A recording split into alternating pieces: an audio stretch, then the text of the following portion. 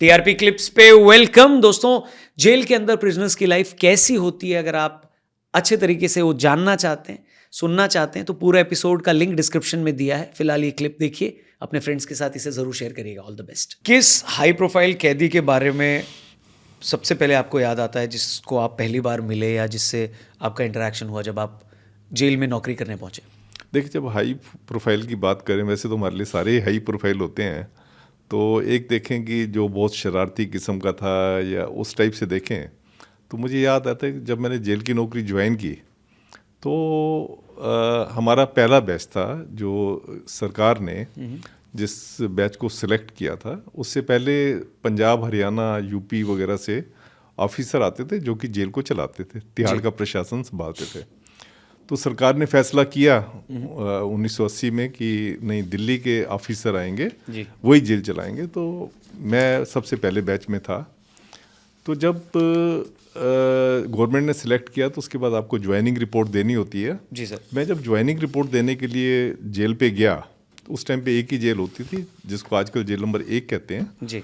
उस टाइम पे ये 1 नंबर ही जेल ही पूरी 1, 2, 3 मिल के जो है एक सेंट्रल जेल बनाते थे जी।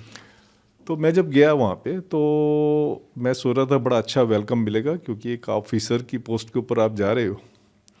पर मैं जब गया, मैं सुप्रीम जेल को बताया कि ऐसे ऐसे मैं ज्वाइन करने के लिए आया हूँ, तो उसका बड़ा ल्यूकवार्म सा रिस्पांस था। तो कहने लगा यहाँ तो कोई वैकेंसी नहीं है। आप कह सकते हैं उसमें मेरी तरफ से गलती ये हुई थी कि मैं रेलवे में नौकरी करता था पहले, तो क्योंकि रेलवे में रेजिग्नेशन एक्सेप्ट करने में 1 महीना लग जाता है, 1 महीने का मिनिमम नोटिस पीरियड देना होता था। तो मैंने उनको नोटिस पीरियड दिया, तो साथ में एक लेटर मैंने इनको जेल वालों को लिख दिया था, सुप्रीम जेल को, कि ऐसे ऐसे जो है मैं 1 महीने बाद ज्वाइन करूँगा। जबकि मुझे कोई और तरीके भी करने चाहिए थे, पर मैंने वही किया। तो मैं जैसे ही किया, वो कहते नहीं यहाँ तो कोई वैकेंसी नहीं है। तो मुझे लगा कि आसमान से गिरा और खजूर में अटके वाली बात हो गई, यहाँ नौकरी नहीं है और मैं नौकरी, इतनी अच्छी नौकरी रेलवे से छोड़ के आया हूँ। तो मैंने थोड़ा टेंट्रम खेला। टेंट्रम ये खेला, मैंने उनको बताया कि आपको आरपी सिंघल साहब का फ़ोन आया, क्योंकि ये लोग आईएएस आईपीएस से बहुत डरते थे। वो कहते कौन आरपी सिंघल। तो मैंने भी ऐसी टेंट्रम प्ले कर दिया था, क्योंकि हम जब स्कूल में पढ़ते थे तो जो एनसीईआरटी की किताबें होती थी उसमें आरपी सिंघल शायद उस टाइम पे सीबीएसई के सेक्रेटरी होते थे, तो उनका फॉरवर्ड हर एक किताब के आगे होता था जी। तो वो मुझे याद है, क्योंकि हमारा भी गोत्र एक सिंगल था, तो मैंने उनको ये ले लिया। मैंने कहा जी वो हमारे गोत्र के मेरे चाचा हैं। तो थोड़ा सा पहले जहाँ वो बिल्कुल ही मना कर रहे थे कि क्यों आए हो, तो उसके बाद उन्होंने थोड़ा सा मेरे को वो बिठा, कहते आप बाहर बैठ जाओ। मैं बाहर बैठ गया। इतनी देर में एक बड़ा वेल सूटेड बूटेड बंदा जो है आया, टाई टू लगाई हुई थी, कोट पैंट पहना हुआ था। तो वो आया अंदर, तो मैं उसको देख के खड़ा हो गया, क्योंकि हम जैसे हमारे में एक इम्प्रेशन होता है कि सूट जेल के अंदर किसी ने सूट बूटेड है तो कोई ऑफिसर ही होगा।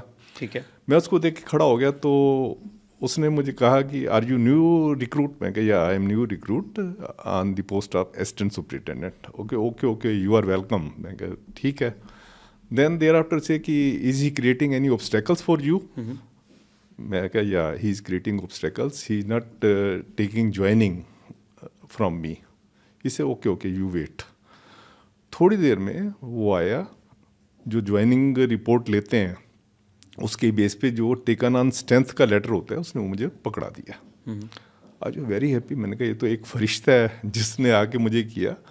तो मुझे ऐसा लग रहा था कि उसकी शक्ल जो है देखी हुई लग रही है, पर मैं पहचान नहीं रहा था उसको। Later on after you can say 2 or 3 days मुझे पता लगा कि ही वाज चार्ल्स शोबराज। मतलब जेल में आपकी नौकरी चार्ल्स शोबराज की वजह से लगी? आप कह सकते हैं, आप कह सकते हैं। चुना सरकार ने था, पर जो ऑब्स्टेकल्स जो बीच में आ रही थी वो इसने रिमूव की।